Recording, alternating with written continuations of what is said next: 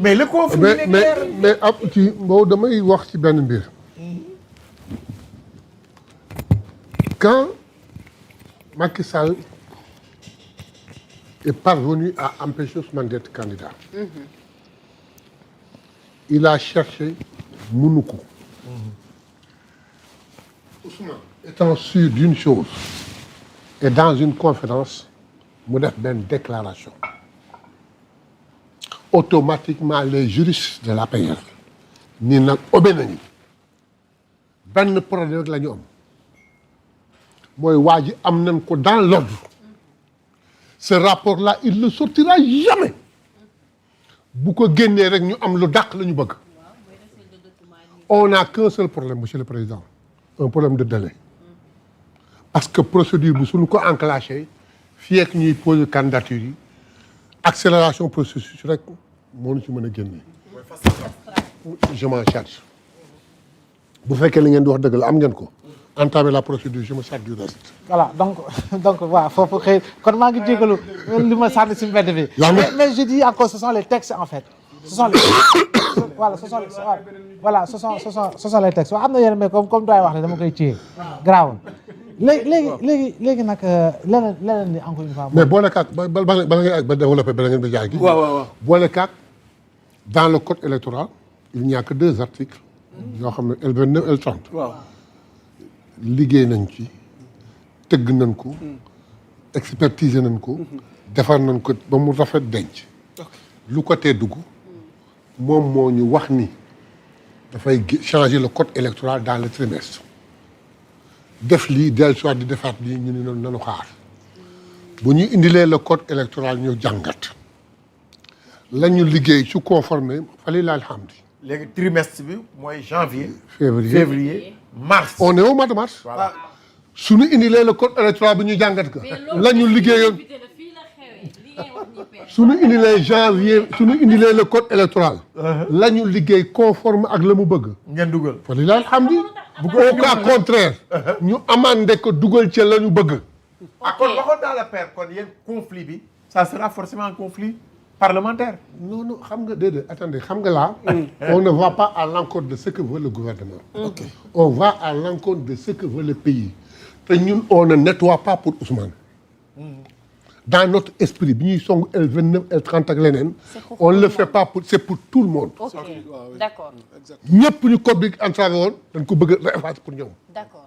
ñëpp nag kon loolu mooy leen mi wax na ñëpp bokk. na ñëpp bokk non Abbas xam nga lu tax ma na ñëpp nekk au point de départ ku mën sa borom doole ci question boobu yaa Moussa parce que dafa am ñu bëri ñu ngi naan député yi lan lañ fi def depuis loolu liggéeyu ñu balaa ñuy bloqué candidature X ou Y nangam ak nangam moo tax bi père waxee leeral bi mu def dafa am solo mais démb fii laa bëggoon woo effectivement yarga ci lii nga leeral ni parce que éventualité la effectivement wax dëgg fa yàlla c'est important père leer na macha allah père waaw was defe bi naa yaa ngi ci waaw Dóoru Ndiasse ci yow laa jëm parce que dañ bëgg a tëj point bi parce que am na yeneen tomb yu ñuy xaar tamit quoi parce que liiru mandat wala li ñuy gisee carte gi nii ak ni nu baaxoo di tere nit ñi ñuy bokk ndax sew-sew yu bëri am na lu ci père leeral léegi ndax yow xel njort na ni ñu dem ba cappaandaw ga ñu nañu finalement Ousmane indil nañ ko galgal wala ndigg sërëx gi tax fi mu ne ni candidature am jëriñ ni nga may xoolee pare gu ma sama question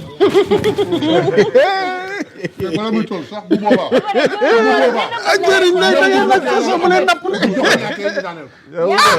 bët lay xool ah Ismaïla di nga ma utal les garde corps ci plateau bi de c'est une éventualité waaw bu si par extraordinaire waaw la chance 1 pour 1000 waaw bu amoon ba mu gagné le corps Ousmane waaw bu Ousmane joxoñee kooku jàll jëriñ lay tontu ci loolu ay ca man dama nee na du joxoñati non man dama yaakaar ni Ousmane dañuy scotché loxo bi doo joxoñ administration 3 administration yi nekk ci dëkk bi muy exécutif judiciaire parlementaire yabuñu peuple bi ba taxawaat fii sunu kanam naan ñu Ousmane du bokk 2029 je ne pense pas ñun duñ ko seetaan ah yéen avec prérogative yi ñu am waaw ñun ñu nekk député ndax Ousmane waaw mu ni bu leen nekk député Ousmane bu leen nekk député Diomaye nekk leen député du peuple waaw le peuple réclame la candidature de Ousmane waaw lañ ca war a def nañ ko waaw lañ ca war a togg nañ ko dig buñ ñu dig moo tax ñu toog di xaar fii ak trimestre bi. bu amee ñu def bu amul ñu def. Ousmane sera candidat. waxuma en 2019. waxuma en 2019 de. Ousmane sera candidat parce que ñun dañ koy ñaan. ni ko loo jàpp ngir yàlla fii sabilillahi. présente-toi pour les élections locales en Casamance. Abbas lay tontu ci loolu. li ma ciy tontu dafa am benn audio boo xamante ni yaa Moussa li gaa ñi di wax mag dafa jar bay ci biim réew. bu ma musique bu ma musique. non da amul musique amul dara te audio bi lii la. Bassirou Diomaye Diakhar Faye. À l'heure où surgiront les inévitables tentations du pouvoir, l'ivresse de la puissance, les démons de la division, il faudra se souvenir de la main de Dieu dont la volonté domine et détermine inéluctablement les moments que nous vivons. Père nan nga jàngatee xam nga très souvent ñu ngi koy ñaanal yàlla ci barke koor gi. je pense mu nekk ak expérience boo wax fu mu jógee Abbas lu sabab nga def rappel bii loo ci jublu. c'est un rappel historique. Parce que dans la vie politique on avait des gardiens du temple. On avait des hommes comme Feu Kéba Mbaye qui de par leur discours ba léegi ça devient d'actualité dans l'exercice du pouvoir. Mooy les démons de la division pour des enjeux personnels pour des intérêts personnels oublie li nga xamante ne mooy le soubassement naturel du peuple par le peuple et pour le peuple moo tax ma rappelé ko parce que dafay am moment yoo xamante ni dans les rapports ku nekk day jouer ce rôle kii militant la mënuloo ko teree far ak Ousmane kii militant la mënuloo ko teree far ak Diomaye kii lii la bëgg kële bëgg leneen mais dafay am ay repères yoo xamante ni ñun ñëpp dañ ciy faral di sukkandiku.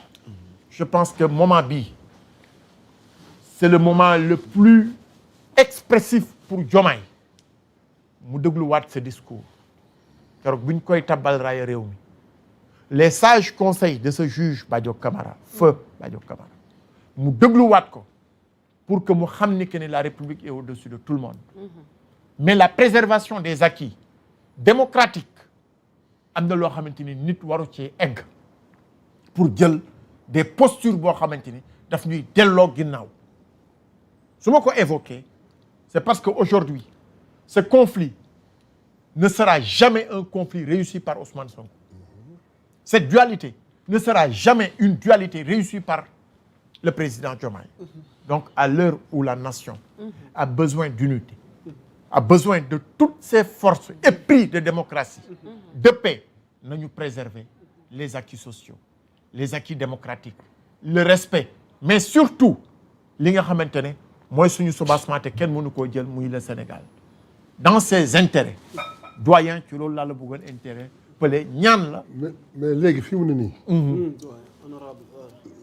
le frère Diomaye ne peut pas reculer.